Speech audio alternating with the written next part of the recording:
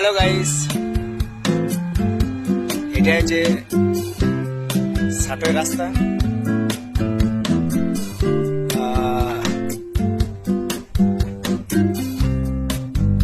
ওই পুলটে যাচ্ছে চারনগর,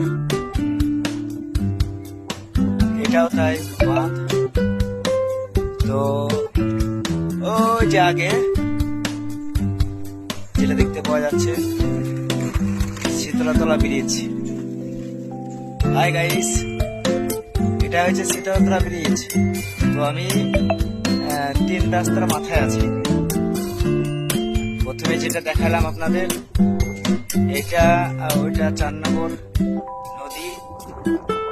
তারপর তোমার এটা যাচ্ছে সাটোই রোড, আর